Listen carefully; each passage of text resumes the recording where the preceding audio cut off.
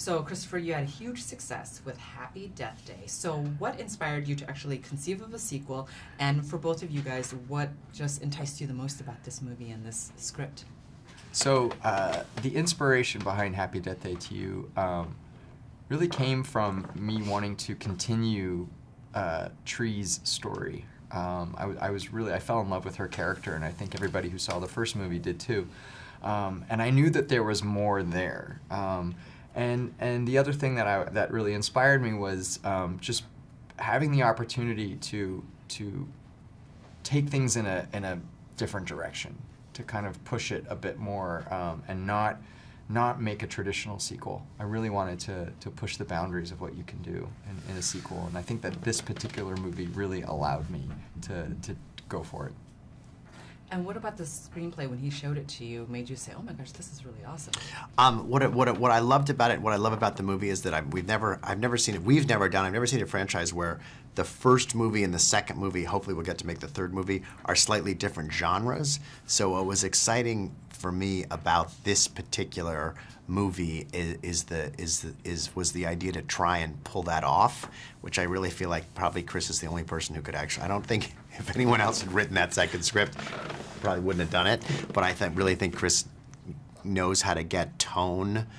When you're doing a horror movie that's funny, that usually goes wrong. But Chris is one of the few people who can get it right, and so we got behind it, and I'm glad because I love the movie and I love this thing that Chris tried that's never been done before. Yeah, let's talk about the humor a little bit, because I was expecting like a really scary horror movie like the first one, and this one had so many great comedic moments. Why make it so funny? Why is that important? I think it's really important to make these movies funny, because I think the comedy and the jokes disarm the audience, and so it helps kind of push the scares further when they do come. And also, there's something, what this movie is different from the first movie, because the first movie was very much about Tree and Carter and that relationship. In this movie, we have a lot of other cast members. It's almost like an ensemble piece. And there was something really fun about getting all of these people together and letting them play off of each other. And there was a lot of humor to be found in all these new dynamics. And so that was something that really lent itself, I think, to the comedy. And the other thing, too, that really ends up paying off here is that in the first movie, Tree was just discovering what the loop was and, was trying to solve her own murder. This time around, she knows the deal. Like, she knows what a loop is, and she knows what's going to happen. And so she's free. She's not afraid of anything. And so it allowed me to do stuff that was funnier, because she's like, I've been here, I've done it.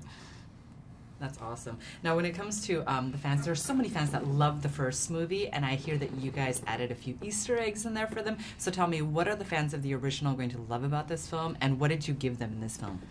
So I was always thinking about the fans when I wrote the movie, and from the very beginning, this movie starts literally where the last movie ended. We actually have the two scenes intersect with each other. So the very last scene in Happy Death Day 1 repeats at the beginning of this one, but from a different point of view. It's actually from the roommate's point of view. And so from that point forward, it was really about hiding things, especially because we play with this idea of an alternate dimension. And so when fans are watching, there are details buried in all the scenes where it looks similar or exactly like something they saw in the first movie, but if they look closer, they'll see that it's been flipped. It's been changed. So a really good Easter egg is, I'll give it away, is Tree's shirt that she's always wearing when she wakes up in Carter's room. You'll see that in the original movie and in the original dimension, the color palette is different. So when she wakes up in the alternate dimension, it's been flipped. So we were hiding little cool things throughout the movie. There's also another really cool thing, which I don't think has been done before. But there are two scenes in the movie where we were able to actually use footage from the first movie and drop it into this one seamlessly. So you don't even know that you're watching something from the first movie, even though it was something that we had shot before. So it's really cool to try and find it. Yeah. Awesome. So last question, you're such a fan of horror movies. When you watched this film, as a fan, what did you love most? I love the tone the most. None of our movies, we've made a lot of movies, we've never done a movie with this kind of tone. That's why it was kind of hard to get off the ground. And that's what I love. I love the tone of it. It just plays with every different, so many different tones from so many different movies, and I love that.